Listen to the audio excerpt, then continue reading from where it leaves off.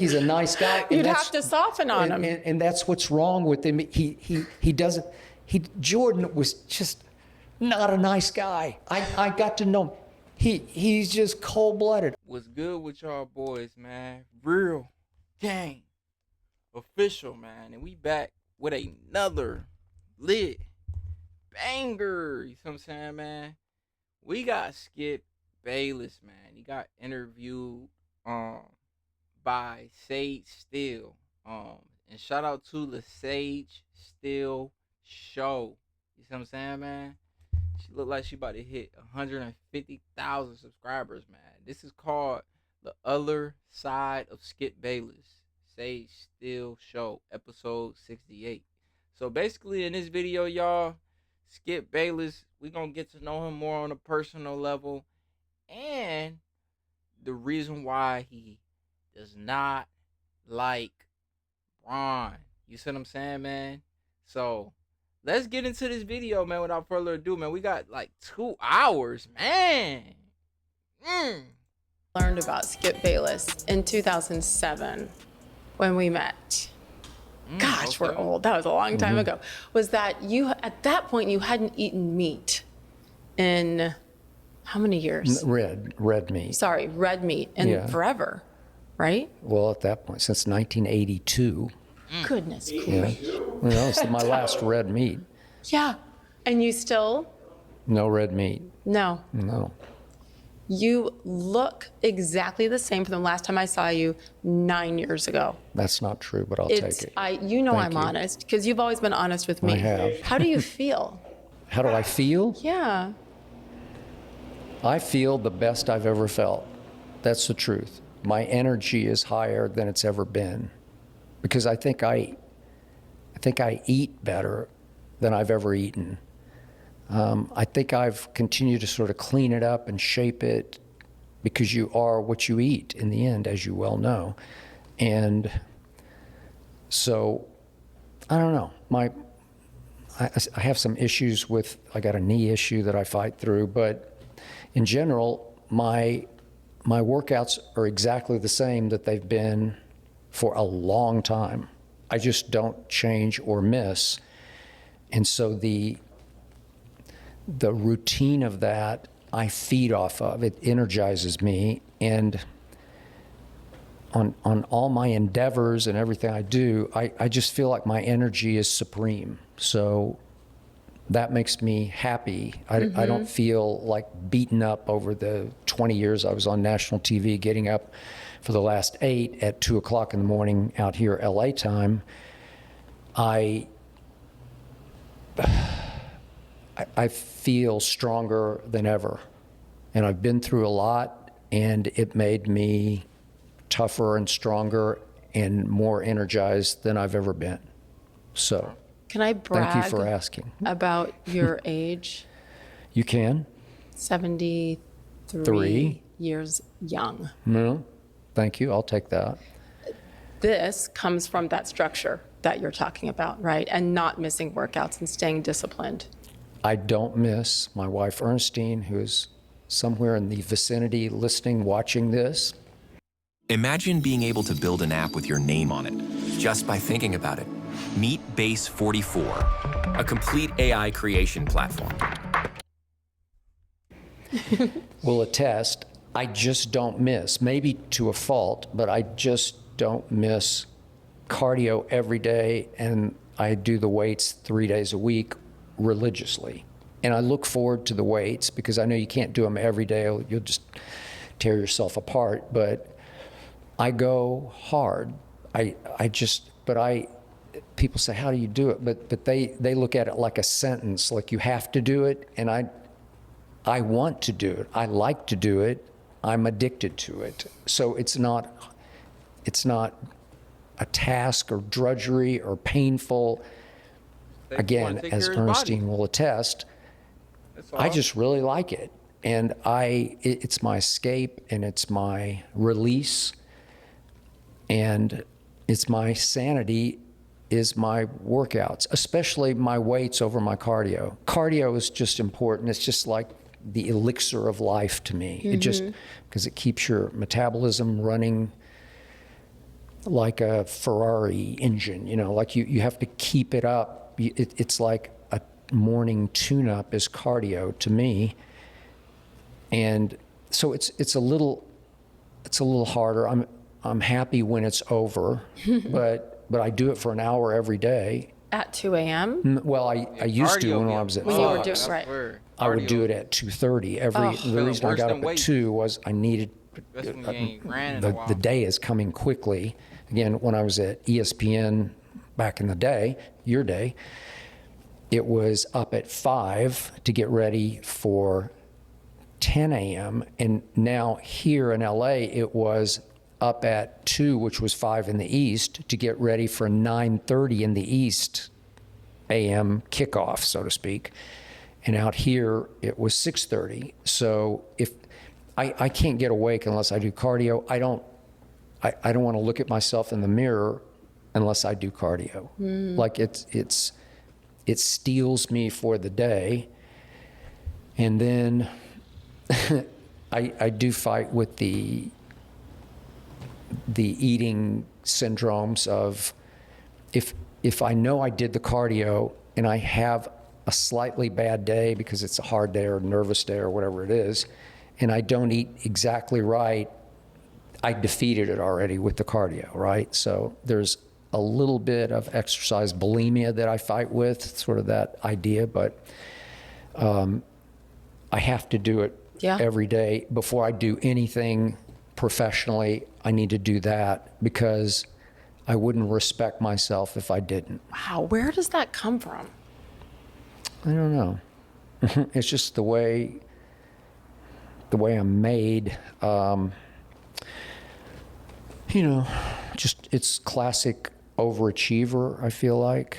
I think it comes from my home situation, where I came from, what I was dropped into, with a mom who did not want children and had 3 for her mother's sake, and a father who definitely didn't want children, especially me, because my mom doted on me a little more than him, and she was the apple of his eye. My mom was pretty and flirty and dynamic, charismatic, took over every room. And so my father wanted all of her affection because he definitely had married up. But they both had alcohol issues, one before the other. My father had them from the start, and then my mother fell into that trap a little later. And I was the oldest. So you have to figure out quickly how to survive this, because you can't trust either one of them. And by the way, neither of them, I don't think, graduated from high school. So there's no pressure to achieve or succeed except to survive. So all the overachievement came from, wait a minute, where am I and what did I get dropped into? And from day one, I realized that I had to overachieve to get out. And then that was my mindset all through grade school, middle school, high school. And then I was blessed enough to win a full scholarship to Vanderbilt, which freed me. So it was like that was my ticket out of the family situation in Oklahoma, right? Oklahoma City. Oklahoma City, completely different. But I remember talking to you about this, probably on the road during NBA finals or something, when we would try to escape a little bit. But what age do you really first remember thinking that you were on your own? At 4. And you'll laugh again. My wife will attest to this. I have what's called biographical memory, where I can remember what I got for Christmas when I was 3, for sure. What? But definitely when I was 4. And the first thing that happened, these happened in reverse order, but when I was 4, 2 events happened that really shocked me and opened my eyes. Let's go to New Year's Eve of my 4-year-old year. we lived in a little 2-bedroom, 1-bathroom house on 43rd Street in Oklahoma City. And on New Year's Eve, my parents got drunk with their friends. So they invited over to our house on that New Year's Eve 3 other couples. And my father, who was always jealous of my mother's doting on me, because I think I was a cute kid, and so she tried to show me off. And do you know what Tom Thumb weddings are? Do you know? Does anybody know what Tom Thumb wedding? I don't know. Do you know? You know what they are. She knows what they are, right? It's a Tom Thumb wedding. Okay, it's where parents stage a wedding of little kids. You can look it up. I don't know what it is, but I was 4 years old. But this is when I was 3 years old, where I was forced to be the groom in the wedding, and they actually staged a wedding with little kids. It's pretty sick, but I didn't know better, so I participated. I still have a picture of me in the Tom Thumb wedding, dressed up in a tuxedo, where I'm the groom. I'm getting married to some little 3-year-old girl. What? Whom I didn't know. Yeah. So. What? That's my mom trying to show me off. Oh, my kid's so cute. He can be the groom in a Tom Thumb wedding. And I have no idea where this came from. This is Oklahoma City in the 1950s. But Country, he from the country. on New Year's Eve of the next year, I asked if I could stay up for 12 o'clock because I wanted to see what happened, like it's going to be some magical event. And they said, yeah, sure. And so I'm just hanging out with these drunk people. And my father gets the idea that, how about use me as a little bit of a party trick? And he invited me in front of everybody to take a sip of his very adult beverage. He was a vodka guy. I have no idea what this was, but it was probably vodka and Coke, if I know him. It probably wasn't vodka because it was bitter, so it was probably bourbon. Because to me, from what I remember of his vodka, is kind of tasteless. I don't know anything about alcohol because I never drank, but they did. And I took one big sip of whatever it was, and predictably, I ran to the kitchen to spit it out because it's like the foulest taste I'd ever had in my mouth, including any medicine. I don't think I had castor oil, but that's sort of the cliche for what would be the worst taste you could put in your mouth. Whatever bad medicine, that's what it tasted like to me. And ironically, that's the only favor my father ever did for me because it immediately taught me this stuff is awful. Why would you drink this? Because how could they like putting that in their mouths? So I never had a taste for alcohol after that day. And of course, everybody broke up because they were all drunk and laughed at me, which pleased my father to show me up in front of my mother. Wow. And then I'll go back a few days to that Christmas. My father, because I'd asked for a bicycle for Christmas, because you can start in that range 4. If you have a little one, you can figure it out. It probably needs training wheels, but he got me a girl's bike. And I knew what a girl's bike was because I saw them in the neighborhood. And when I saw it under the tree from Santa Claus, I was like, why would you get me a girl's bike? Because it's embarrassing because I'm a boy. And I was an athletic little boy who prided himself on his prowess as a baseball player or whatever I was in the neighborhood. And so with the girl's bike, I was embarrassed to ride it. And I asked my mom, why did he give me a girl's bike? And she said, again, I knew it was from them, even though it was supposed to be from, you know who. But she said, I don't know. I'm going to ask him. So in front of me, she said, why did you do this? And he said, it's my father, because if he slips off the seat, he'll crush his. And I didn't know quite yet what testicles were, but I kind of figured it out. Oh, yeah. And I knew they were tender, but that was his rationale for getting me a girl's bike that I thought was pretty crazy because I didn't have any plans to slip off the seat, right? Yes. Because it's kind of a big seat that curves up, and you don't usually do that. I guess you could, but the boys' bike had a bar across, right? And so when I was 5, I still had that bike, which I rarely rode, but I needed to ride it to school because it was a few blocks to school. And so I would go to school and tell people it was my big sister's bike because they didn't know any better. They didn't know I didn't have a big sister because I was the oldest. But those are the kind of things that happened early where I'd say, these people are pretty crazy. And so a lot of nights, a lot of Friday and Saturday nights, all through my childhood, I would spend the night elsewhere. I would go to friends' places. And not once in my life did I ever invite a friend to my house because I wouldn't have done that. You're embarrassed. Well, it's just too threatening. It's just too volatile. It's too... My father was just a bad guy who tried at every turn to sort of derail me or undercut me.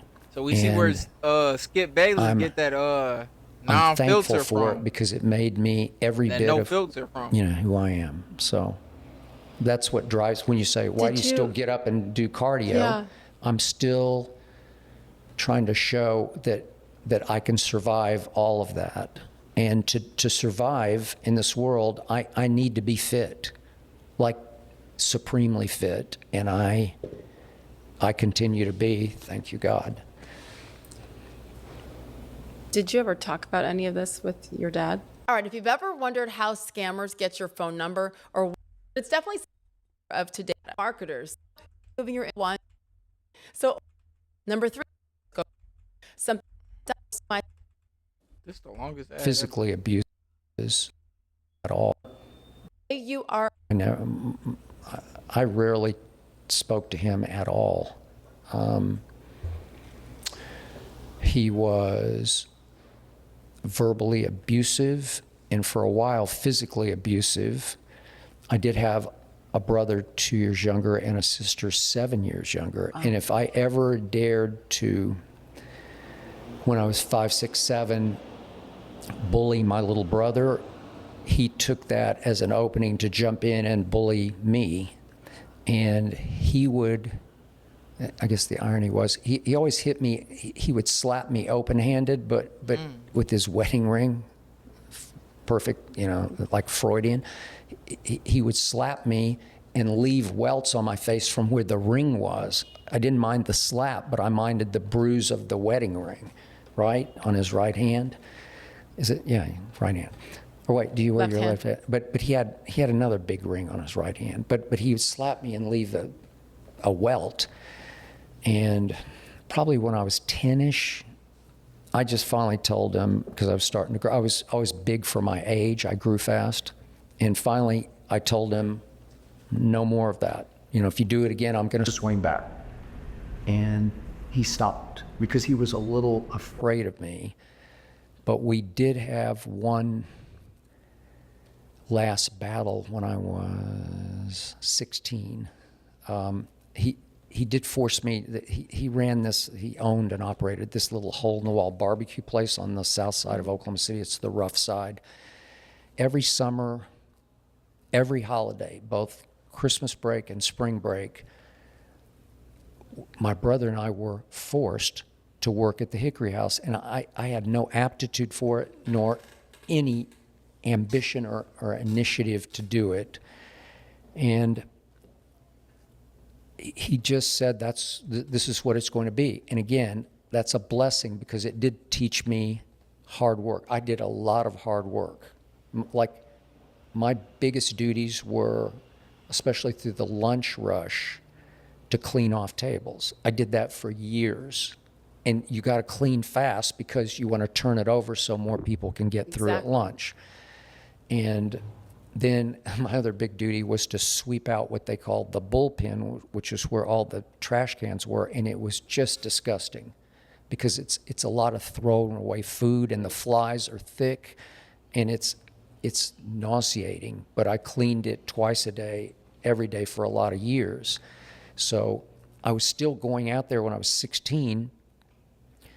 In the summer, I was working, and he would pay me whatever the going rate was, and I did pretty well. And I never asked him for $1. Like, I always had my own spending money because I earned my own spending money. We were at this place called the Hickory House, and they catered an occasional party in a big truck. I don't know if I can explain what it was. It was a walk-in truck. We were loading it with cookers of ribs, because that was the staple, obviously, was ribs. And they were steaming hot cookers with 2 plastic handles on the end. But if you touched the silver, the whatever it was, stainless steel, Right.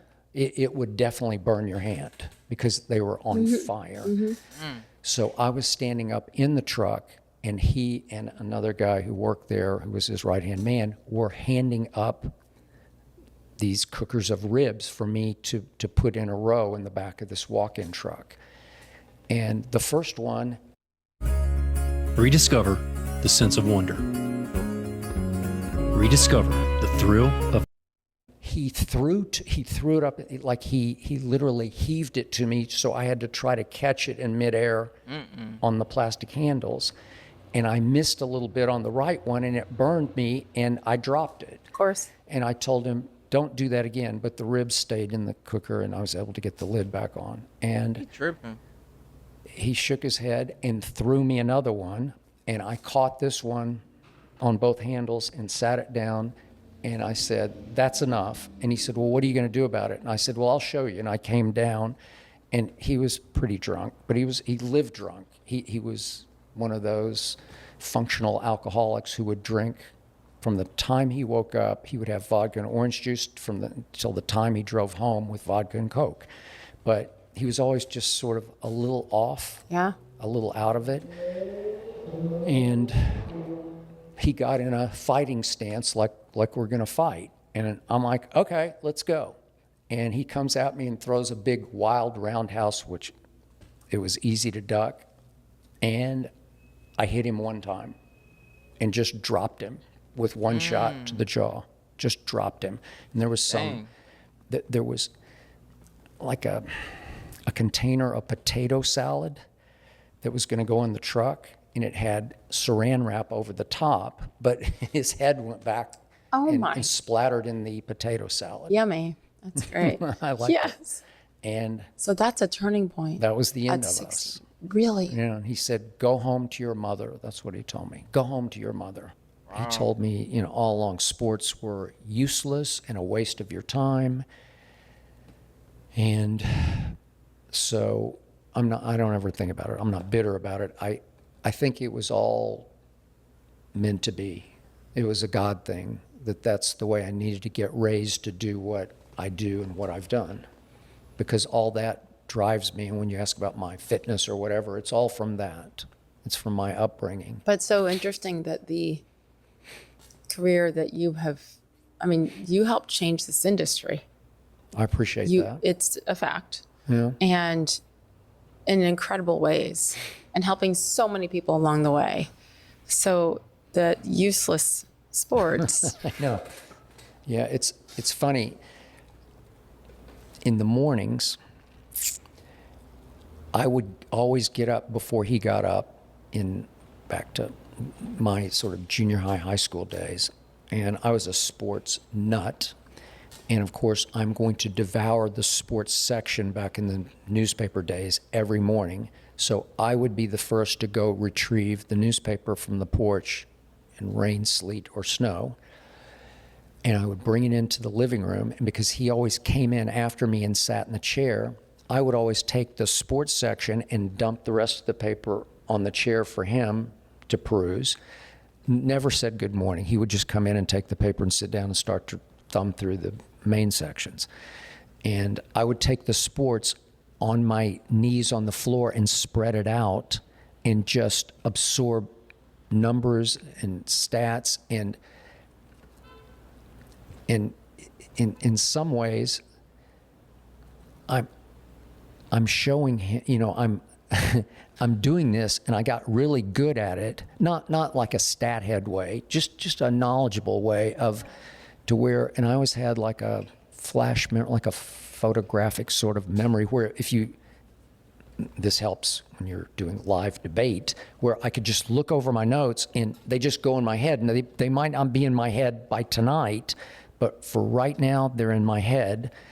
And then I had a coach in junior high school who loved me, and we would play golf in the summer occasionally, and he would come pick me up, and we'd go get pancakes or something on the way to the golf course, and he would take the sports section that I had already memorized and ask me questions out of it. And he would just be astounded. Like he'd ask me, I was a big St. Louis Cardinals baseball fan, so he'd ask me the box score, like, what did Lou Brock do last night? He was 2 for 4, 2 stolen bases. I just, because I would drink it in. So this all set me up and made me better for what was about to be, which was debate. And I didn't choose it. It kind of chose me, but I was always passionate about sports and about what was really going on in sports. And I was always psycho-competitive in whatever I did. And so that translated from real sports, playing sports, still do it, playing golf, like I'm crazy psycho-competitive to a fault. But I took it into television by accident because I just wanted to argue. And if you're wrong, I'm going to tell you you're wrong, and I'm going to explain to you why you're wrong on every single level.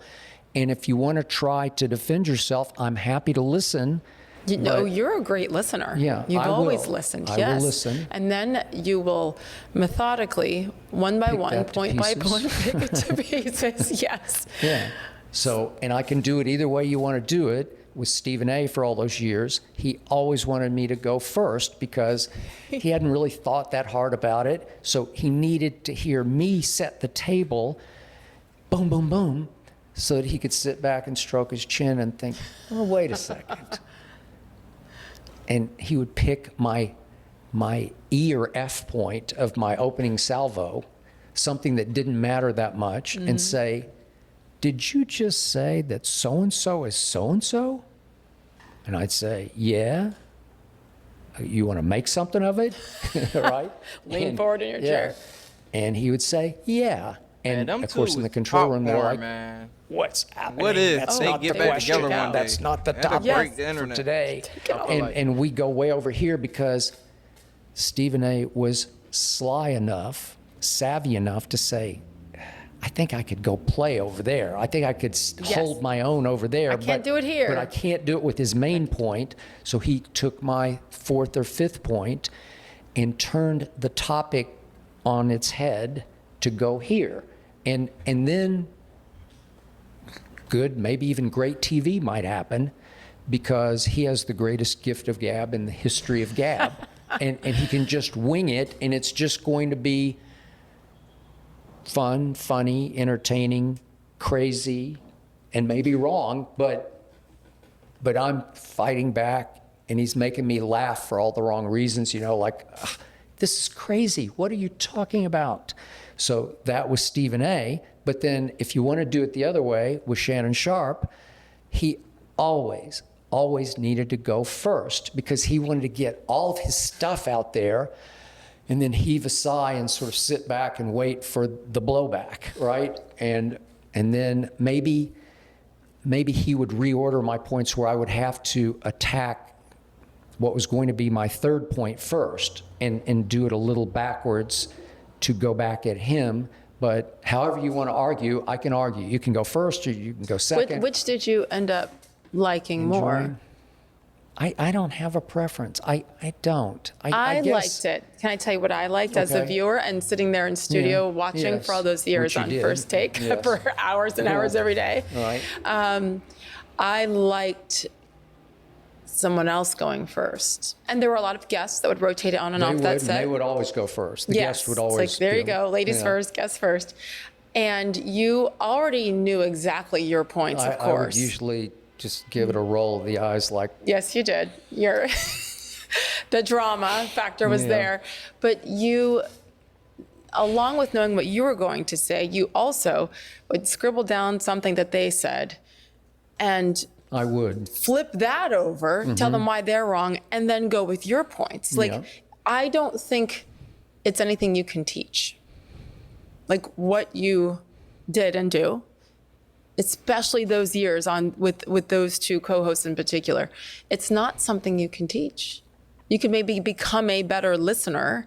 And you saw the growth of Shannon. Yeah, I did. Big time. You saw the growth of Stephen A. I did, because in the beginning, Stephen A. was just a basketball guy. And as you well know, you have to do football. You have to do the National Football League and some college football. And he got more and more into it, but it took him a while. And so I have to play a little slowly in the very beginning until he figures out what his fortes are, such as he hates the Dallas Cowboys because I love them. And then we can definitely go play over there for most of the show if we have to. And yeah, it took a while. It takes reps, but you can't teach chemistry. It's Right. you just can't. And I was so blessed to have Stephen A. and Shannon. You cannot imagine, because it's hard to find that chemistry and that connection across the table on live TV.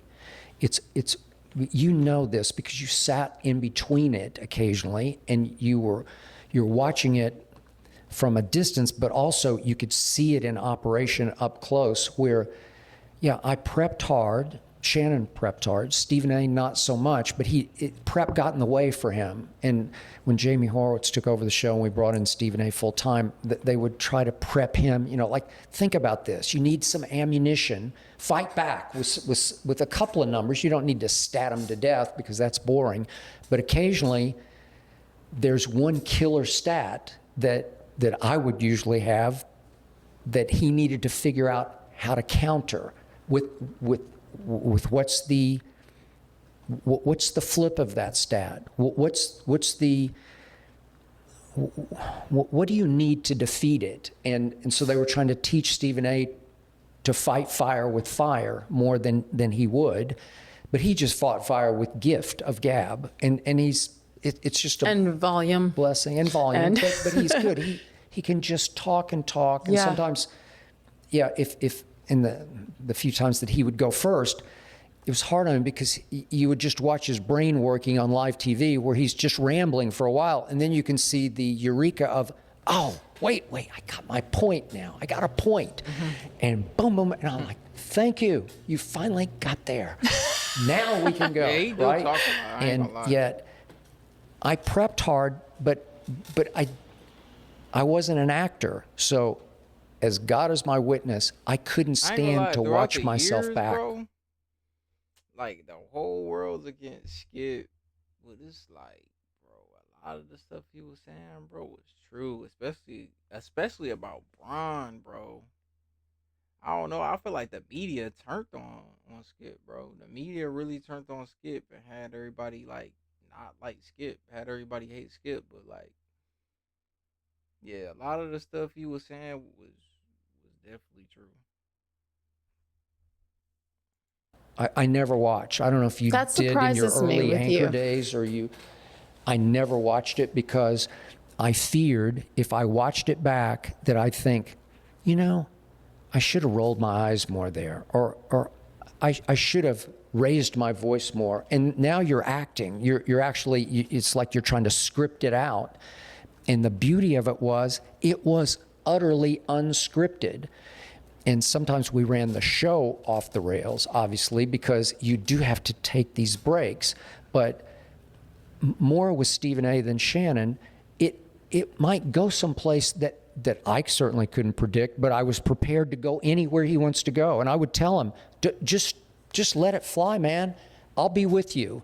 And the beauty of those two partnerships is you have to trust each other beyond Yes. what you might even think, because you can't push each other over the cliff. And as I always said about from the early days of First Take, no punches pulled, but none thrown. You can't get to the point where you get mad and want to throw punches. Sometimes Shannon and I would get mad at each other. Sometimes Stephen A. and I would get mad. And I'd say, boy, you woke up on the wrong side of bed today. Because he would just, but his problem was in the early days of Twitter, and I don't know if he still does it, but he would just, in the breaks, he would just read his phone. I don't know. You know, Yeah. he just read the responses. And if he read one response that said, you just got your ass kicked, you know, like on live national TV, then we'd we'd come out of break and go into the next one, and he would be in this surly, foul mood. And I'd say, what are you doing? It's not that big a deal. It's okay. Yeah. Let it go. It's Yeah. okay. I mean, I would say that to him on the air because it would be clear. It was obvious. Somebody had pushed his button, and it's always just one guy on Twitter. And I know I was a victim in the first year at Twitter. I would read my mentions, ats, whatever. Yeah, I don't yeah. know how you felt about it, but Well, I was shocked that they actually at ESPN told us to get onto Twitter. well, early they did. At the I beginning, know- they're like, get on this. Yeah. It'll get it out I mean, there. And in 2009, when it first started, we had I don't know where were you in 2009? I was still you were doing still in the middle of it. But the updates and, yeah. one day we had a first take meeting in which we were all instructed, you have to do this. Yeah. Go. we all were on SportsCenter too. And you have to read your responses. And it can be instructive because I would get up in the mornings in 2009 and read the overnight responses just to see what was hot, because they would lean on me to sort of program the debates and pick the hottest topics. And it was revealing to me, but there would always be that one comment about, your hair looked awful yesterday. Do you have any plans to get it cut anytime soon, or whatever, you know? Oh no, it Right? can be brutal. Well, it's just, and you can't, for the rest of the day, you're thinking about your hair. Right. And I didn't even know who this person was. You're thinking about your hair because some guy in his mother's basement in Exactly. Iowa City, Iowa. I don't have anything But against you're Iowa but City. you're not. Yeah. You don't even follow anybody, I don't. and so you don't respond to anybody because you No. don't follow anybody. No. So you never go in even After now. 2009, I quit looking at 'Kay. anything. Mm-hmm. I didn't look at one thing ever. And then I like to say, I'd like to consider myself a leader, not a follower. So I want to set the tone. I want to set the agenda in sports. And I don't need to be watching my timeline of, oh, wait, Stephen A. already tweeted this, and then Shannon tweeted this, and Mike Golick tweeted this, and Mike Greenberg tweeted this. And now I'm thinking, that's interesting. And then you find yourself thinking about their ideas and maybe borrowing a piece of it. Yes. I don't need that. You don't need it. No, Exactly. I am an authentic thinker. And you can call me crazy or nutty or warped or whatever you want to call me, but it's truly authentic. As my wife will attest, I sit mostly by myself. She won't watch games with me because I go too crazy, especially Cowboy or any sort of big basketball games. I just go crazy. But she watches my mind work, and I'm just constantly thinking, what is really happening here? Because I'm going to come not with a shock jock take just for the sake of shock. Mm-hmm. I'm going to come with what actually happened last night in that game, Yes. or what so-and-so actually meant by what he just said Yes. after that game. I'm going to tell you the truth of what's happening. And if I may, most people don't think that way. And they're going to be a little more predictable Oh yeah. in their responses to what they saw. And I've just... Do you know it's the question that I'm asked the most about you? Yeah. For all those years. Yeah. And then years later after you were gone. You've been gone from ESPN for 9 years. I've been gone for 2. Yeah. And everyone would say, there's no way Skip means everything he says. He doesn't believe it. There's no way he believes that. And I look at them and I say, yes, he does. Yes, he does. 100%. 1,000%. Yes. Every single take. And he will tell you why. I and will. back it up with I will facts back and it numbers. up. And you can hate it, but he means, they're like, there's no way. I'm like, you don't know him. He means every single thing that comes out of his mouth. I do. And you're not doing it to stir the pot. No, you I'm not- honestly I'm not believe stirring it. the pot. Obviously, when you're formulating those and you're watching the games and you're thinking ahead about the next day's show, you know it's going to push some buttons, especially based on who's across the set from you potentially. But it is That's true. genuine. No, it's a genuine thought. Yes. It's a heart and soul thought. And at night, occasionally, I would have a trepidation of, God, don't know if I can say that, or maybe like with LeBron, like, have I beaten on him too much? And then I would think, no, I haven't. I haven't. It's just the truth. And if it's the glaring truth and it's right before you, nobody else has the guts to say that, I'm going to go say that, even though I'm going to take lots of abuse. And I don't mind the abuse. I definitely don't mind it on social media, but I don't mind the abuse across the table. I relish that. I enjoy those confrontations, as long as we don't want to fight in the hall after the show, right? When have you come closest to fighting? Shannon. Probably with Shannon Sharp, and I would have lasted about 4 seconds, right? If we had fought. No, I mean, that's absurd. But, Yeah. I don't know. We get mad at each other, but remember, That's the the only dynamic thing is I different. disagree when he came at Shannon like personal. That's the only thing I disagree on him doing for real. Cause he got too personal. He said, "Well, Tom Brady was better than you would ever be." I feel like that was personal, bro. That was a personal shot. That's the only thing I ain't like that he did. Because Stephen A. and I are both journalists. He was a pretty good high school basketball. I was a basketball player. I was a pretty good high school baseball player. But none of that matters anymore, because Stephen A. is a smart man, and he, especially on basketball, he really gets it. And so we can have some deep but fun conversations flying back and forth across the table. And he would get miffed at me, and he would complain like almost on a nightly basis about, can you believe, he'd call Jamie Horowitz, our producer, can you believe what he said to me today about so-and-so? Oh, come on, it's okay. It'll be okay tomorrow. And there are many nights, not many, but some nights I had to call him and say, it's just okay. I didn't take it home with me. You shouldn't have taken it home with you. We're going to be just fine tomorrow. Trust me. I got your back. I love you, and I trust you. But he needed to hear that occasionally, to be reminded it's okay. Like Stephen A. knew. I think Shannon knew. My heart is good. My heart is good. Yes. And I'm not a cutthroat. I'm not evil. I'm not looking to cut your legs out from under you on live national TV. I'm going to beat you, but I'm not going to shame you. And I'm not going to try to humiliate you personally in any way, shape, or form on live national TV, because you are my partner. We are 50-50 partners in this. And the only way it's going to last for any amount of time is if we trust that's the bond across the table. Exactly. And I think the audience wants to know that, yeah, you get into it, but you love each other. And that's the operative word, is love. And I to this day, I love both those guys with all my heart. And Do you feel they love you equally? I believe they do. No, I do. Deep down. I think they do. I don't know, they'd have to speak for themselves, but I think I wore both of them out. I did. And like I always say, I wouldn't want to debate me every day, because it would wear on me. It would. But they both know, I know they know, because they have said it in different ways, how much you taught them. And their careers would I showed them. I didn't teach them. I just showed them. I just Okay. I showed them how you do it, how you get ready for this, and how you keep your poise under fire, and how you don't overreact, and how you come every single day and you bring it.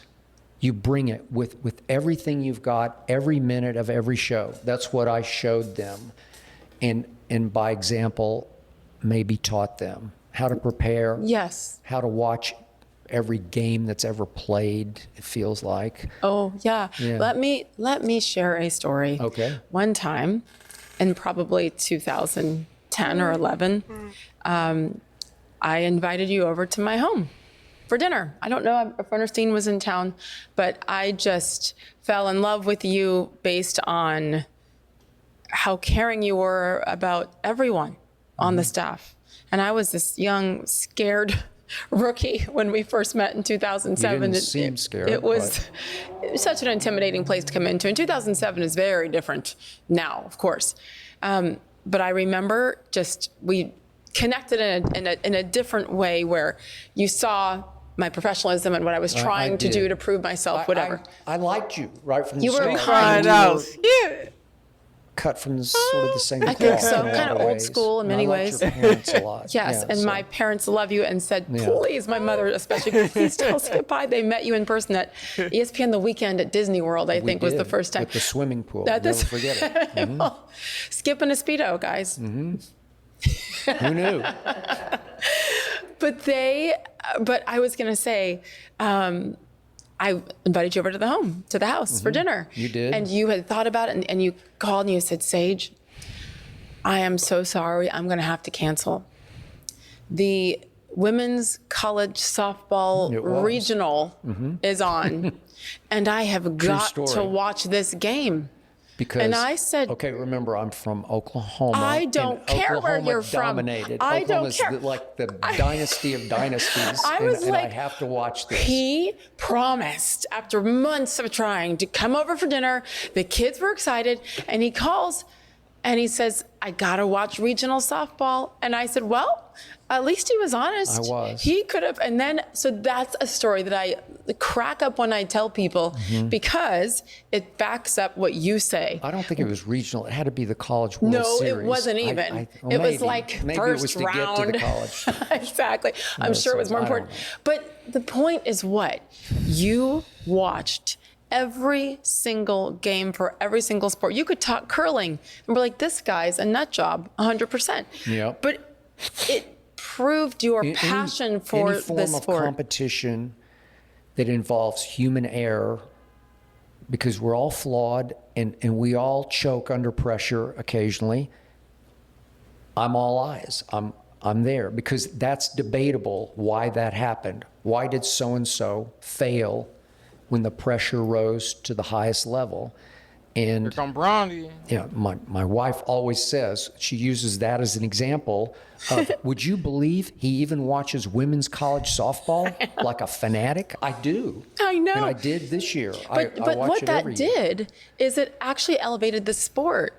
Because then you would bring it to the table, the I debate would. table, and it would force Yeah. your teammate to pay attention to women's softball as well, I or think I women's got a lot basketball. of people interested in women's college softball because I'm not like campaigning for it or like the PR person for it, but right away back in 2007-ish, actually when we first started Cold Pizza in 2005, I started watching it and I would push to do topics. There was a pitcher for UCLA named Jelly Selden, a black girl who was really good, but she couldn't throw overhand to first base. She was a great underhand fast pitch pitcher, but she had a hard time throwing overhand to first base. And we did a whole topic about the dynamics with Woody Page back in the day. Oh my goodness. Yeah, and I got him to watch it, and he started to like it because the skill level is supreme in women's college softball because it's a tiny diamond, and it's happening so fast where the slap hitters can just slap it to third base and beat your throw to first if they're left-handed because they're out of that left-hand Box, batter's right. box, and they can just fly to first, and you have to come up cleanly with their little slap ground ball and throw it perfectly and hard to first Do you guys to see catch what I'm them. saying? Do Yeah, you see what I'm that's it. saying? We're getting into a Okay, women's but college it's softball fascinating. breakdown. It's fascinating. It is. I'm sorry. No, don't it be is. sorry. It's It's one of my captivating. favorite stories because I said, you can call him what you want. Yeah. Don't try to start an argument with him about really anything because, I mean, you can, but just know that Skip will always come with a point and say, okay, I respect why you think that's true. Now let me tell you why it's not. Yeah. And Okay. it was a beautiful thing would. to watch. And then it would segue into all the analysts who came through First Take. Well, then they wanted a shot at you. They did because they played and we didn't play. Correct. Okay. So that's all I heard for all those years was you don't know because you didn't play. Uh-huh. And then I started to ask them, like today, Howie Roseman in Philadelphia is the GM of the world champion Philadelphia Eagles.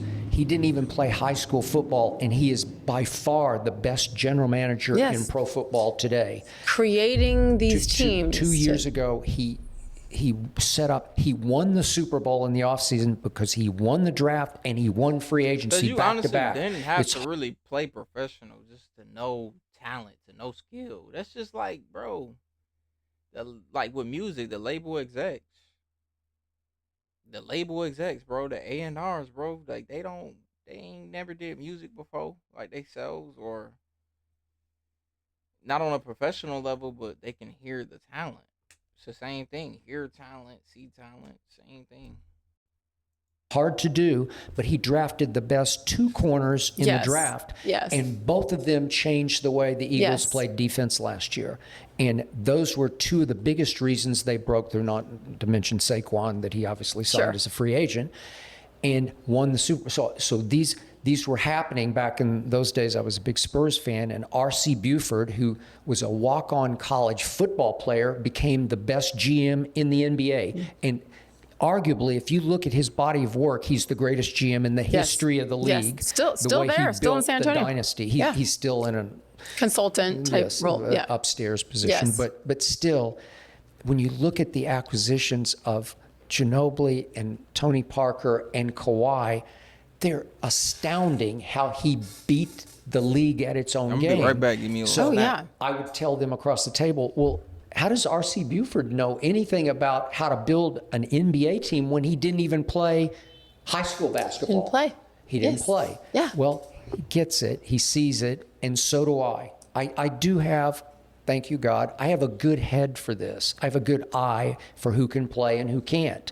And I'll put myself out on the end of the limb before a draft or a season about he can play, and then have to back it up and live with it. Okay. I always made the same kind of comparison with like Bob Costas, who might be 5'7". I don't know. Pretty sure he didn't play much basketball. I don't think he played much of maybe anything. past junior high school. I don't know if that. No, he's- or in the NFL. So to say that because you didn't, therefore you don't know, that's what the beauty of Yeah. watching you was, Bob is is to the break them best, down. But he didn't try to debate sports with former player analysts. No, sure. But when people come with that argument that, well, you never played, you were okay. never there. All right. I need to ask you about I'm not sure if this memory is accurate. It has to do with race and why every time someone said, oh, he's a racist, he's this or that, again, I was Skip Bayless's biggest fan and always defending, because I'm like, no, I know the human. I know the person, period. Does it bother you when people throw that word out there, that accusation of being racist, or, you only crush the LeBrons of the world? And people will say anything, of course. See Aaron Rodgers. I've crushed him more than I've crushed LeBron. So, and the last time I checked, he's white. But we could go on and on with all the white victims of or targets of my abuse on television. There's a good long list. One other note about my upbringing was that because my home life was such a wreck, and I think I told you this. This is what I... Okay. Yes. So, as the oldest, I would often get left at my grandmother's house because my parents both worked that little hole-in-the-wall restaurant, and my mother was off doing God knows what, but she would sort of conveniently just dump me at my grandmother's, a house that was run by a woman named Katie Bell Henderson, a black woman from Chicago by way early on. She was born in Birmingham, Alabama, but she grew up in Chicago, south side of Chicago, and then came to Oklahoma City to get away from that cold of weather. Oklahoma City can get cold, but not like Chicago. But I always hesitate to tell the story because it comes across as Katie Bell was the help, or this was plantation mentality, and it wasn't remotely this. She ran the household for my grandmother, who traveled for her work. So my grandmother was often gone, and Katie Bell was there, and it was just us. And she took me under a strong wing from the time I was 3 or 4 and taught me everything I know about life right and wrong. She taught me right and wrong. And she scolded me and she punished me. And she would take me by my Okay, so collars and shake me and tell me what basically, he's saying he was raised by a black woman. That's what he's saying. hypocrite. I learned the word hypocrite from Katie Bell Henderson. You're being a hypocrite. And I watched her TV shows with her. She loved The Edge of Night, the old soap opera. Is it still on? I don't even know if it's still on. No, I don't think it is. And she loved a show back in the 50s called Gunsmoke, which you can still see the reruns of, but it was a great Western, and it came on once a week, and I would sit with her and watch it, and I came to love that woman because she was my mother, and she was way more of my mother than my mother ever thought about or wanted to be. So every summer, her granddaughter would come down from Chicago named Audrey. And so the days I would get left over there, Audrey would always be around the summers. So we would, just to pass the time occasionally after I worked at the Hickory House, like late afternoon, we would make up games in the backyard, just stupid, silly games. And yet I'm getting to interact with a black girl from Chicago, and I'm asking her, what's it like? Well, it's like this. Well, that's not like here, right? No, it's not like here. And the education of that was the biggest blessing I ever had because of Katie Bell. From the start in my career, if you look back, I was always more comfortable with the black athletes than the white athletes. Maybe to a fault. I just was more comfortable because I got them, and I understood that. I could speak to them.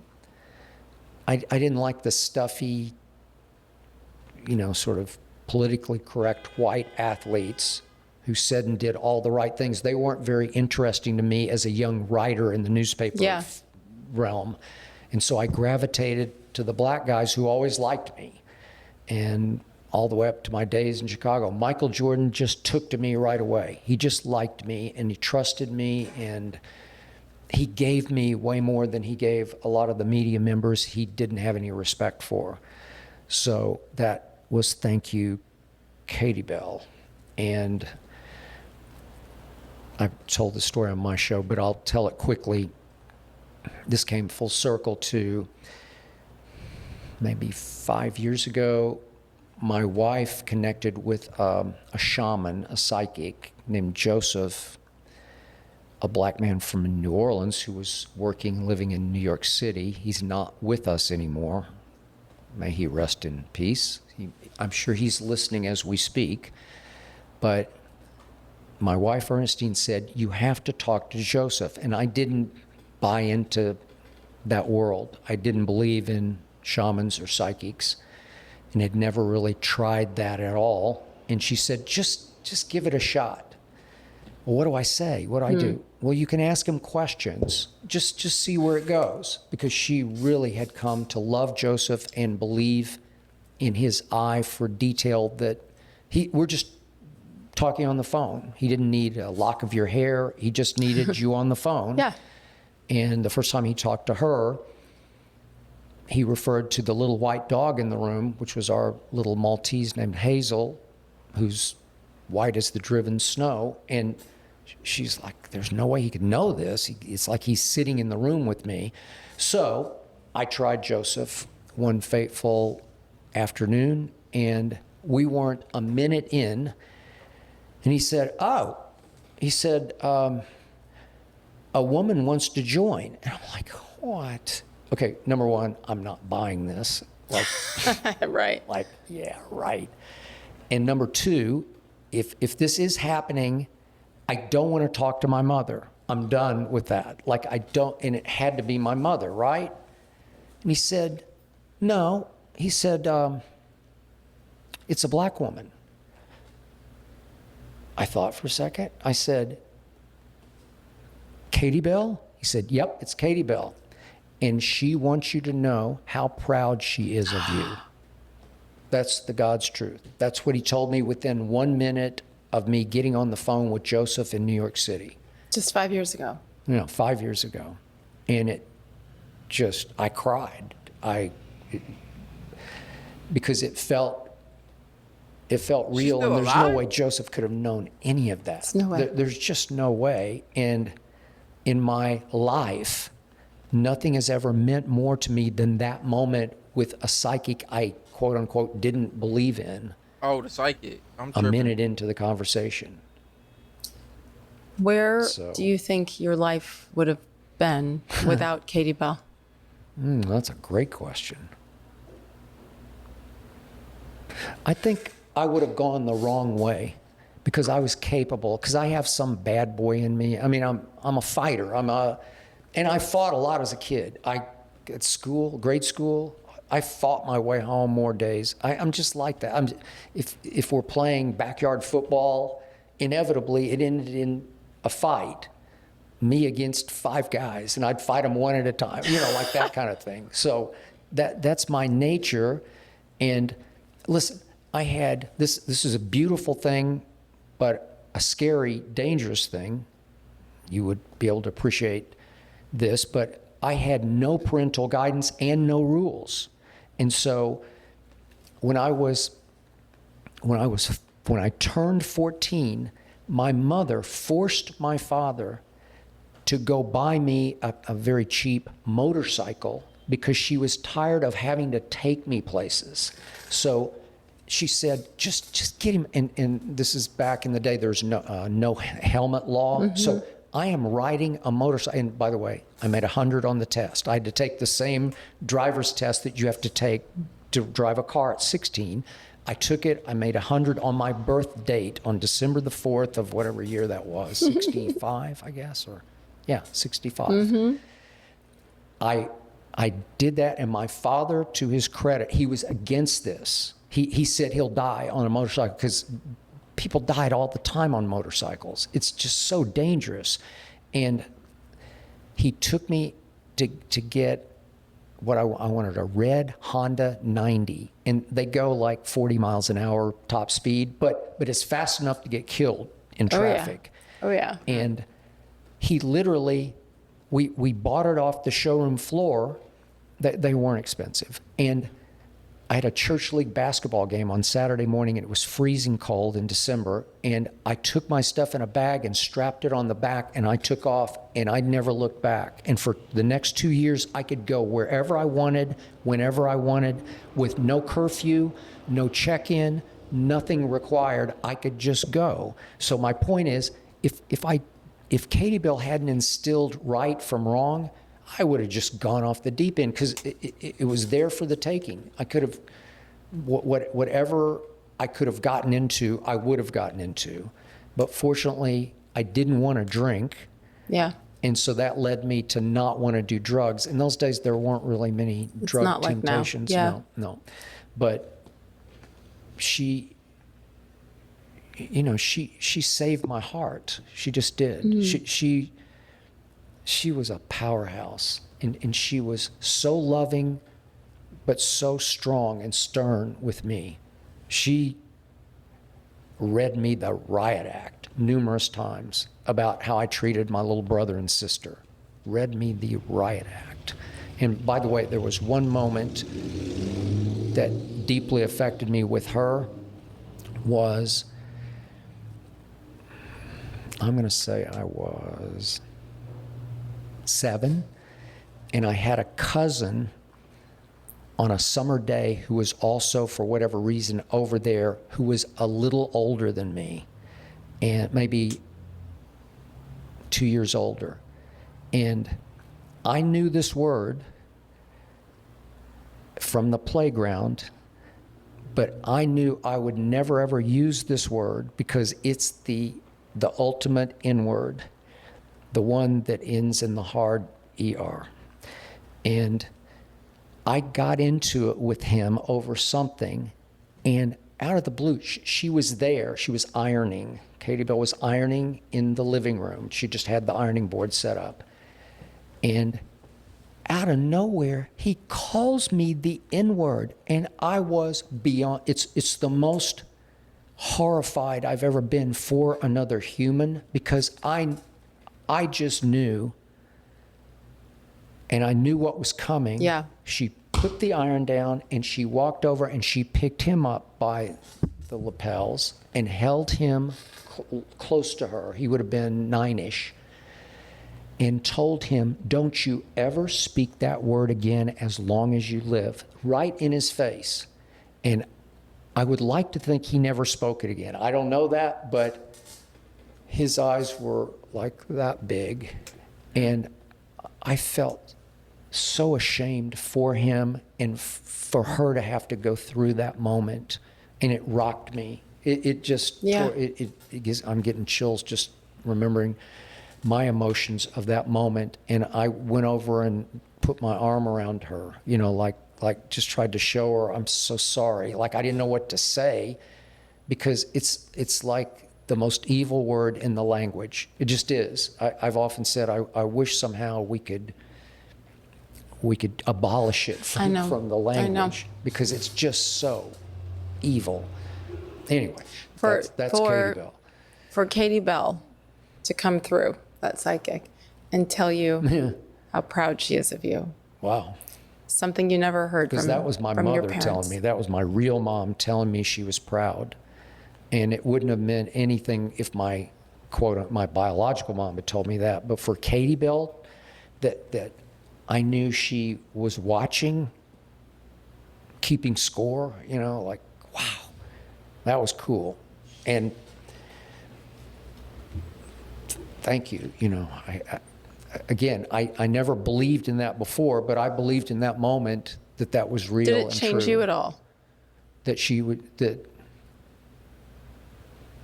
maybe it evened me out a little bit. Like I felt like I'd actually arrived. That's an arrival moment after all those years that I actually did something right to please her. She was hard to please. She was a tough critic in a great way. Mm-hmm. And she would come to some of my games. Oh, and I went to church with her a couple times. She would take me to church if they left me for the weekend to an AME church in Oklahoma City. And I would be the only white person. I was going to say, you stood out a little, huh? I was the only white person, and they treated me like a little prince. It was so cool. And I loved the way they worshiped as opposed to the way the white people worshiped, because they were very emotional and effusive, and they would shout out whatever they wanted to shout out, even during the sermon, which in a white church, nobody says a peep. Silent, right? But they would amen the sermon like crazy. You tell it, you know, like you open, gushing outward. And the hymns, we sang like this. It was by rote, you know, like just routine. You have to sing the hymn. And they actually sang it like they were recording it, right? Like they meant it. And it was fun. Is it fair to say you're proud of yourself Yeah, now? it is fair to say. But I'm not finished. I got a lot more I'm going to do.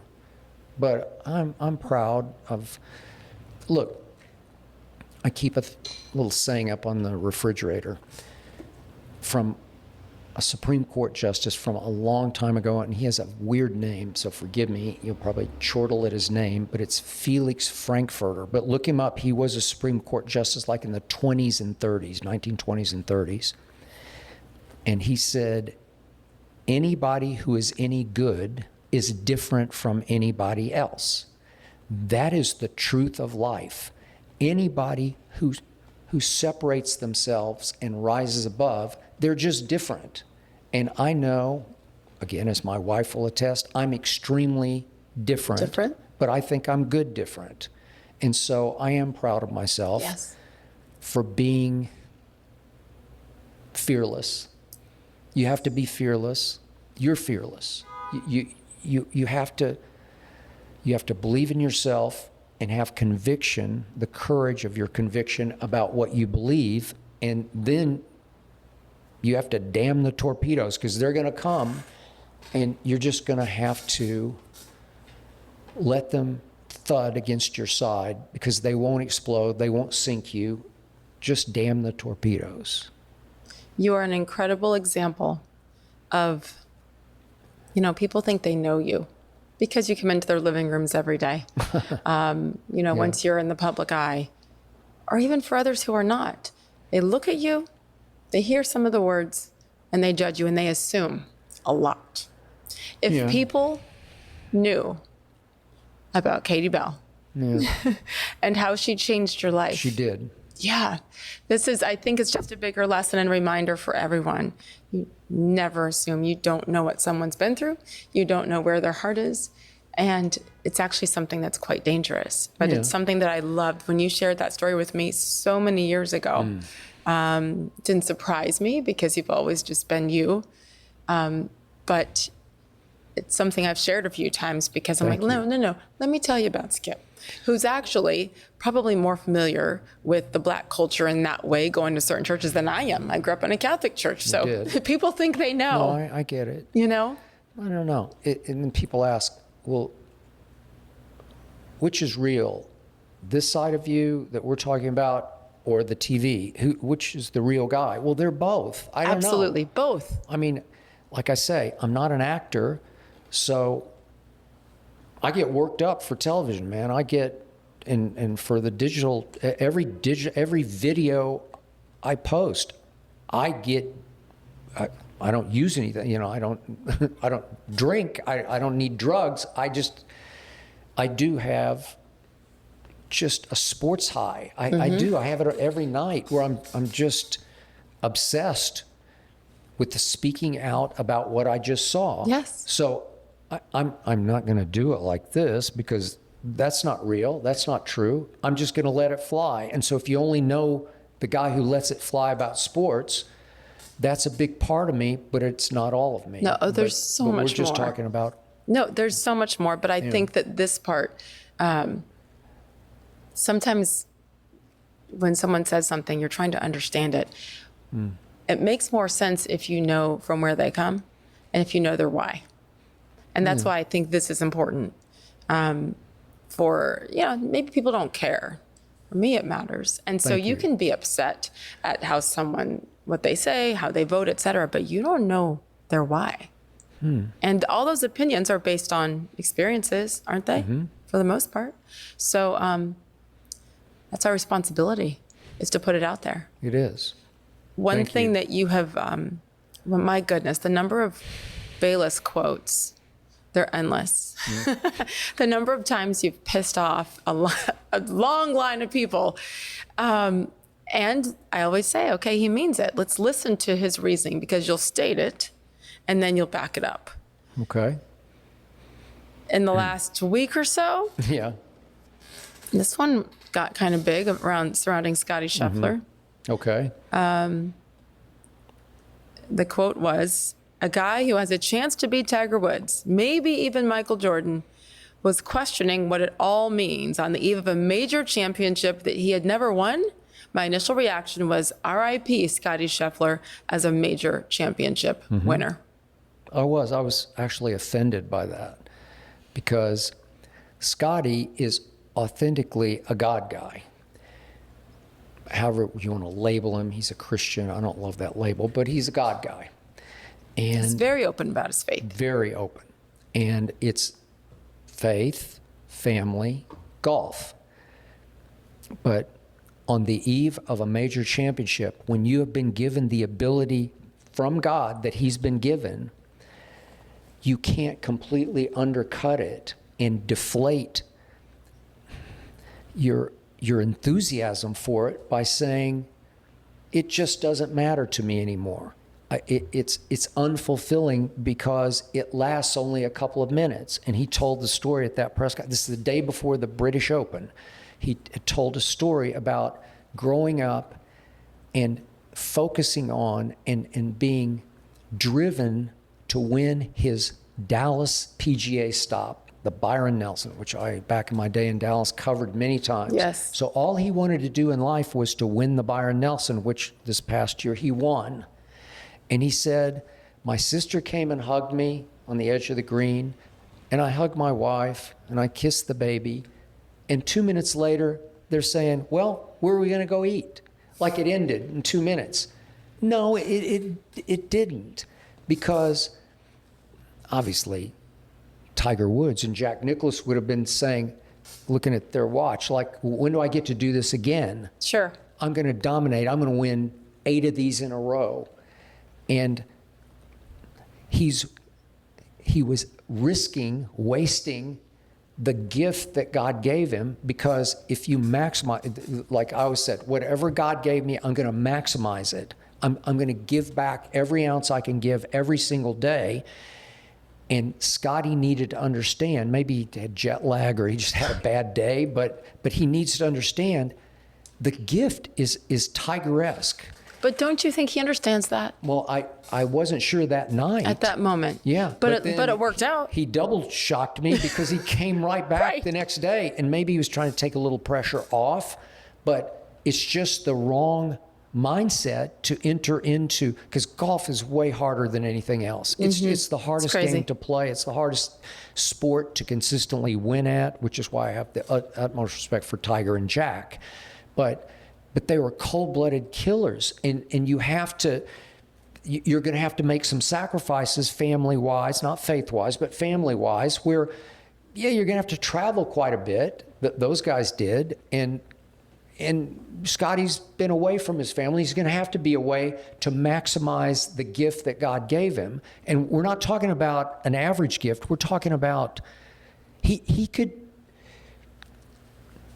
be better than Tiger Woods or Jack Nicklaus. And again, Jack won more majors than Tiger, but he has a chance to win 19 majors. He's that good if his mind stays right. And that's not right. Where Well, it was right enough to win another he won major. The British Open. I mean, he turned around, and I couldn't believe it. If you're him, Yeah. he is doing it the right way. Well, Why would he he did that. change anything? Yeah. You know, and it's his way. Okay. Right. But if he said tomorrow, which seemed possible at that point, hey, I've won enough money. I've made enough money for my endorsements. I'll still have some endorsements. I'm just going to quit playing golf. To me, that's blasphemous. That's like that. We talked about the analysts that they were all given gifts Yes. that we weren't given. Right. Where okay, maximize it. Take it to the nth degree. Whatever it should be, you should make it. So that. Tiger did Yeah. that, right? Yeah. Tiger did that, and one of his, You know arguably what? his biggest downfall, though, Okay. is that he did not take care of his personal life. He didn't. And then look what happened after he was on the verge of so passing I'm Jack. not sure he maximized it, because at his peak, you and I talked about this one time in 2007. Remember, I talked to you in the green room in 2007 when you were raving about Tiger. He won the U.S. Open on a quote-unquote broken leg. He had a fracture in Yep. his femur. Remember this? Yes. Yeah, and he's limping around, remember, in San Diego? That's and, exactly. Yeah, and he had to win a playoff against Rocco Mediate. Yes. Oh my gosh. Who's not very good. Like, Tiger could win that one in his sleep, like with one eye closed, he could win that one. But the point was, he was training with the Navy SEALs. He was going on maneuvers with the Navy SEAls when you're at the peak of your prime. That's killer. Okay. That's killer instinct, Okay, but right? he wanted to be his dad. He wanted to be a military man, because his dad served in Vietnam. I'm not sure exactly how Yeah. much of the fighting he was in, but he served in Vietnam, and he was a career military man. Right. So Tiger said, I want to follow in those footsteps, but you can't risk your body like that. He was running distance in army boots, and he tore his Achilles tendon, and he's had, if you look at his surgeries, they're way beyond any NFL player's career surgeries. Yeah. He's had like 15 different surgeries, and now he's torn his Achilles again. It's a mess. Back issues, several big knee surgeries. And I think, what if he had been as healthy as most golfers stay? Because it's not an injury-riddled sport. Sometimes you get elbow problems just from overuse, Sure. and some back issues over time. But it's not injurious, right? It's a non-contact sport. You don't get put in perilous situations. Although we talked many Yeah. times about the violent nature of his swing. And as amazing as it was, could be threatening to his back. the back, I mean, that was awful just It to was watch, violent. right? So Yeah. part of this was almost predictable based on how he played the game, and you could not hold him back, Yeah, right? But Jack Nicklaus swung hard because in his day, he was the longest out there Right. off the tee. And he didn't have any back. Jack didn't have anything go wrong. Yeah. Okay. What if Tiger stayed relatively healthy? How many majors would he have won? 25? True. No, my God. I just think, and I haven't thought much about this until you said it, and even really not much until now, because yes, Tiger is Tiger. And I don't know that there'll ever be anybody else like him with all those components. And he is I don't know where he is today. He seems quite happy with Donald Trump does. Jr.'s ex-wife, and I hope he is. Yeah. He's happy but with his man, kids. that road, His kids mean a lot. yes, And but the Charlie's road to playing get golf. there Yeah. has been absolutely brutal. And so Scotty Scheffler watched that because the whole world did. And he's probably thinking, you know what? I'm going to kick butt at golf and give it everything I've got, but not sacrifice like Tiger Woods did.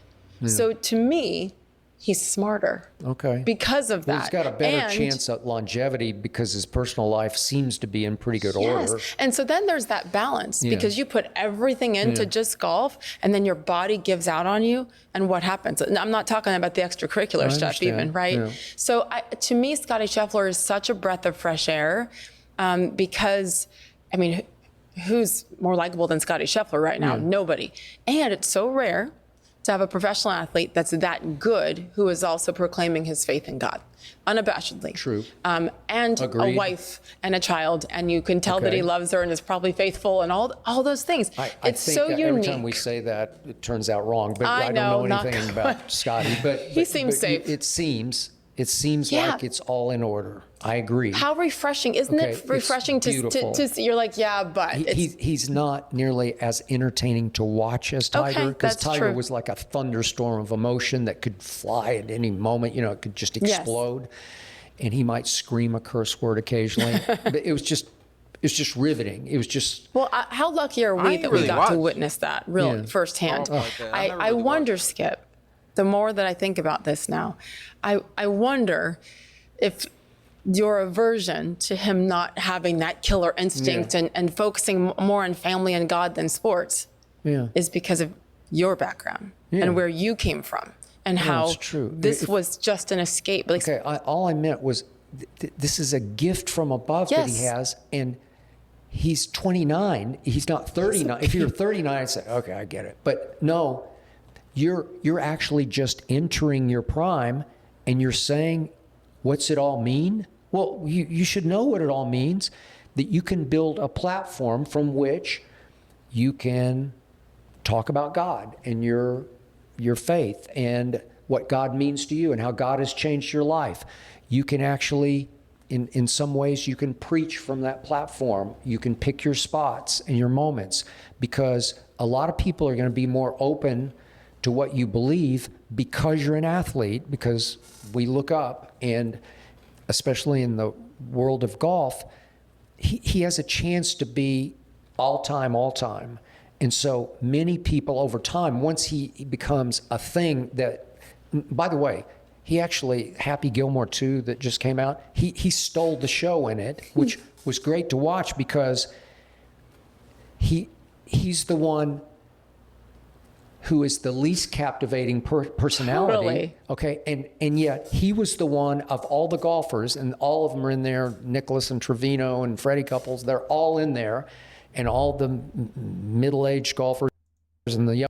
he was so gracious during that Silly Jordan. Yeah. All of the greats have had these public downfalls with their personal lives. Yeah. And we'll see how it plays out. It'll But, be really okay, interesting. I'm with you. He has a chance to be breakthrough on the golf course and off the golf course. Trevino says he saw Bad on LeBron. no clutch. Tell the Let's go truth back- as let's go to- obviously as I see That's it. what we've been waiting for. Okay, maybe if we 2 break hours. it down to like LeBron, what's your Yeah, what's your okay. favorite take that you've had on LeBron? No clutch gene. No Because clutch gene. Unfortunately, God didn't give him a clutch gene. And he is really gifted, obviously. And talk about health. Crazy. The man upstairs said, let there be LeBron. Longevity health. He's had no surgeries, no shoulder surgeries, no knee surgeries, no Achilles problems that I'm aware of. I mean, nothing publicized. It's impossible. He's had a little nicks in that. Allegedly, Obviously, they all do. But his longevity is the GOAT. He's the GOAT of longevity by far. Like, nobody's ever been, come everybody know on, that. like 41, year 23. It's crazy. To still play at that level with that commitment to your fitness, I'm in awe. I honor. But fourth quarter, I don't want the ball in his hands because he's had his moments here and there because he played 23 years. But for the most part, he has been a liability in playoff fourth quarters for the most part. And I can prove it. I don't want to spend all the rest of your time here, sure. but But I can I just don't know back that- it up. I don't know that we've ever, I mean, I think back 10 years ago during that run with the Warriors, that we've ever wanted him to have the ball in his hands. He didn't want to have the ball in his hands. He did not. He ran from the ball when it mattered most. Yes. And Kyrie, And hit a Kyrie is the shot. reason for 2016. Yes. That is true. And he had the chase down block, although I always made the point that J.R. Smith actually J.R. helped when he cuts jumped. off Iguodala. Iguodala's about to dunk it, and J.R. cuts That's a underneath valid him, and he little has point. I to ain't gonna pause lie. for a second and say, oh, I better just lay this up. And LeBron swoops in, ambush block from behind at 6'9", and can jump out of the gym, obviously, and swats it. Okay, I give you that, but it wasn't the greatest block ever I've seen because it was a out of nowhere block. It wasn't a face-to-face, I'm going to go up and make you eat this shot, right? Yes. Okay, so it's a chase down, and you laud him for not giving up on the play. As every basketball player should Okay, be. just real quick. Just look at the last 3 years. Just while he's been a Laker, the last 3 years. Oh. Okay, we've had his team and him are 2-12 in their last 14 playoff games. Well, nobody knows. I think I'm the only one who points this out. Hey, does anybody wake up and see this? And if we go back 3 years ago, they made it to the Western Finals against Denver. And they got swept because 4 times they entered the fourth quarter. We was just talking about that there last where video. it's either tied or a point, different one way or the other. Sweat. And in those 4 combined fourth quarters, he shoots 7 of 23. That's 30% in we those know 4 about that. fourth quarters. And he goes 1 of 10 combined from 3 in the 4 fourth quarters. And in game 4 closeout in his house in LA, he gets 2 shots in the last few seconds to tie the game, and neither shot hit the rim. And I'm saying, did anybody see what I just saw? Like, I feel like I'm the only one who gets to see that. Like, I have closed circuit TV of LeBron choking, and it's not. Everybody should be able to see this. Then the next year they open with Denver at Denver in the first round, and in the fourth quarter he pouts and won't. He runs from the ball because he's still upset by the criticism he did take for the last year. And then in game 2, he gets a wide open Jordan-esque kind of shot where he gave Jamal a little push to get a little open. He had a wide open, like a free throw of a 3-point shot. And he LeBricks it. And I'm like, does anybody see this? Like, Kobe makes that with his left hand. Jordan makes it underhand. He would have flipped it underhand and made it. And then this year, just for the record, nobody seemed to pick up on this, but they were pretty heavily favored to beat Minnesota in the first round, and they got gentlemen swept in 5 games because the last 3 games, 3, 4, and 5, they go into the fourth quarter dead even with Minnesota. It's a point either way, but it's a close game in the fourth quarter, winnable by the Lakers. And in those 3 fourth quarters, he went a combined 27 straight minutes without scoring a point. The greatest scorer in the history of basketball didn't score a point for 27 combined minutes. 6 minutes to close game 3, then all 12 minutes of game 4, and then the first 9 minutes of game 5, he didn't score a point. And It's insane. It hurt his team. Luka seen it wasn't all. any better, but Sure, but it come is on, LeBron. it is unacceptable Yeah, when you talk you about that just Mount can't. Rushmore. I Okay. don't know any other player Okay, that would come have on, man. allowed Yeah. that. Do you ever talk to him? No, I don't know him. He's talked about me several times, but he's called me as Howard Cosell. Do you remember? That's way before your time. No, no, it's not. But That it is my was like time. Cosell and Ali. So he's compared, like, I'm Cosell and he's Ali. I don't think he's Ali. Ali was my childhood hero. Come on, man. No, And I it's not definitely Ali. don't want to be Howard Cosell, but that's. Which, if you ever Yeah, met Ali him, what was would you dominant. say? I don't know. The truth is, I don't want to meet him because I think he's a really good guy. I do. I do. I think he's a nice guy. and You'd that's- have to soften on him. And that's what's wrong with him. He doesn't. Jordan was just not a nice guy. I got to know him. He's just cold-blooded. All he wants to do is, basketball-wise, slit your throat. Yes. And LeBron doesn't have the throat slitter in him. You know, like he's not.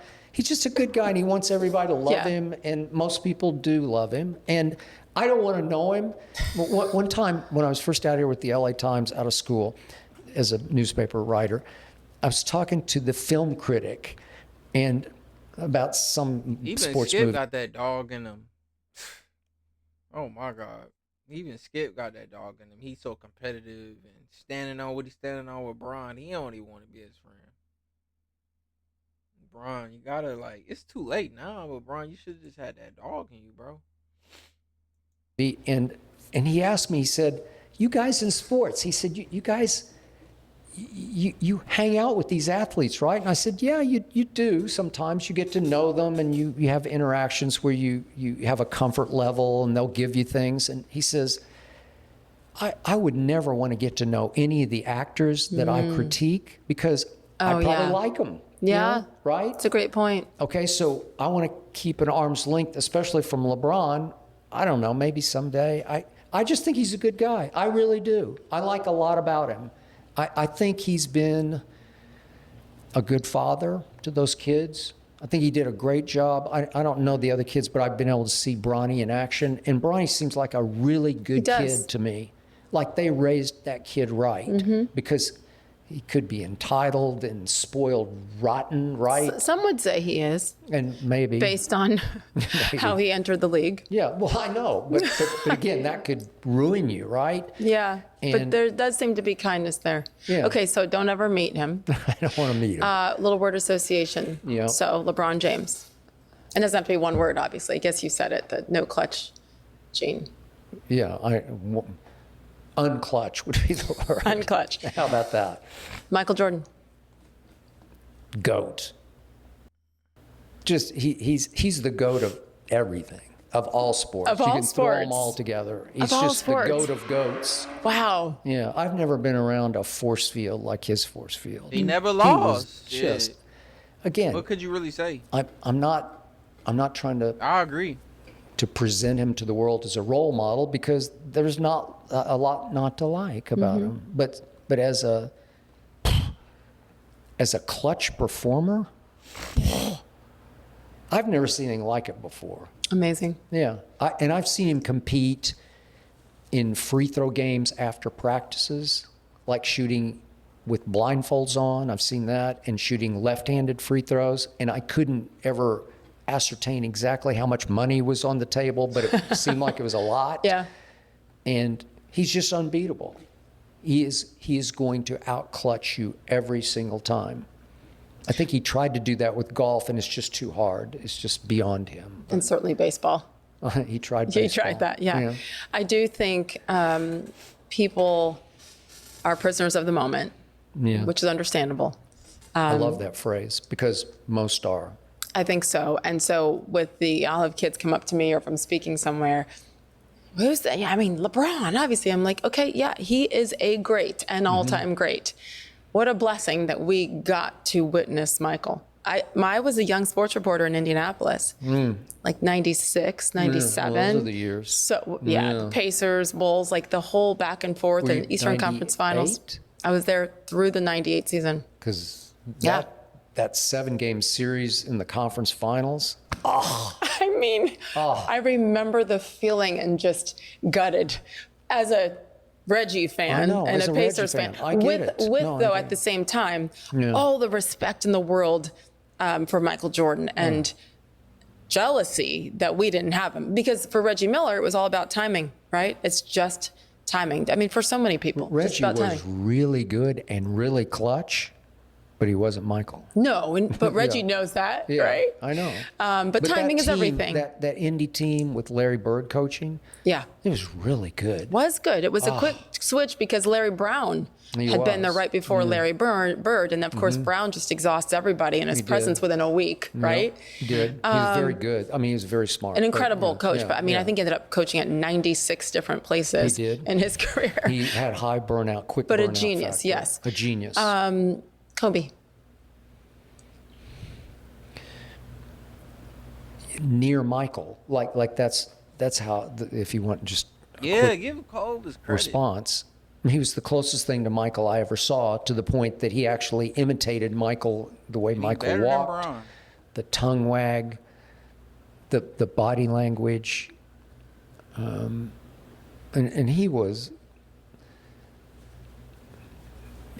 a killer. I'm talking about Was. a basketball killer, but he wasn't Michael. He just wasn't quite Michael.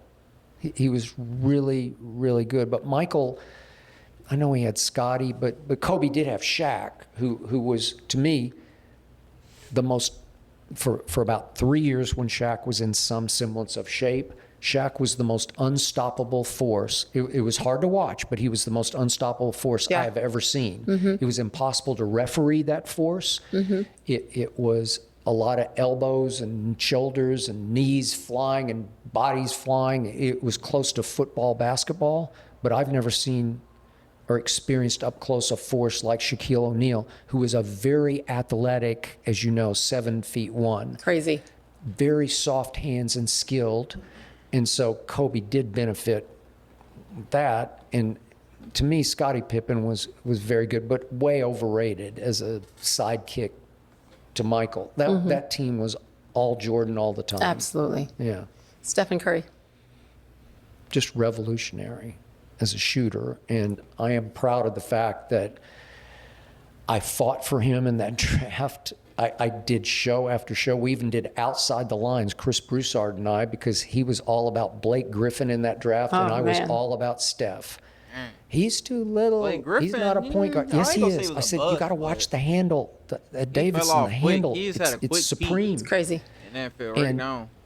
I'd watched a game. I'm an Oklahoma fan, and Blake, He got hurt too much. in fact, I went to high school with Blake's mother, who was a maybe 6'1". Blake head was fun to cheerleader watch with though. red Like hair. Blake Griffin, DeAndre Jordan, Chris Paul. That's back in like, for me, the middle school days. Like that's back when 2K was like mad fun to play. And so he Before got my park and all that. some of that He did. reddish, right? And so I was all over Blake from the time he was in high school in Oklahoma City, and then he goes to OU, and he stays for 2 years. And if you're that good, you just don't stay for 2 years, obviously. And he couldn't make a shot, Blake, from like more than a foot away from the basket. That's the truth. And he turned himself into a very good three-point shooter later in his career as almost a journeyman in the NBA. And so Steph, that second year, early in the year, Davidson played at Oklahoma, and Steph just flat out outplayed him because Steph's real, man. I mean, he is really a basketball genius. And obviously, his father was a really good shooter, and he took it up a whole nother level. His brother's a good shooter, and he took it up a whole nother level. And he revolutionized the game. And now it's all about the three-point shot. And it used to be about the dunk.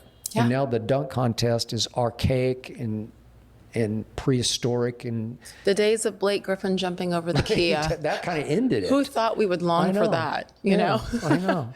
He jumped over the hood of a Kia. Yeah. Okay.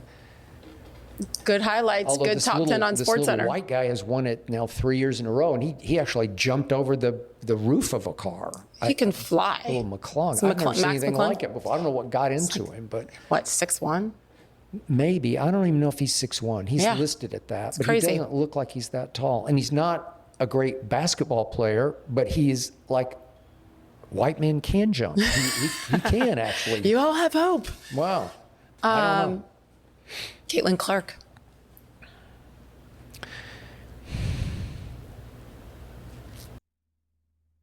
And you were. Steve Yes. Porter. Yes. Oh my And gosh. my favorite moment of that year quickly was we did a show. Well, y'all, that's the end of the video, man.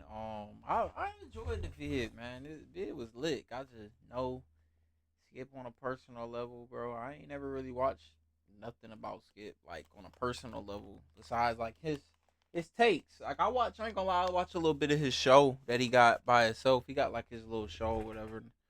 I watch a little bit of that. I like what he was saying about Shador.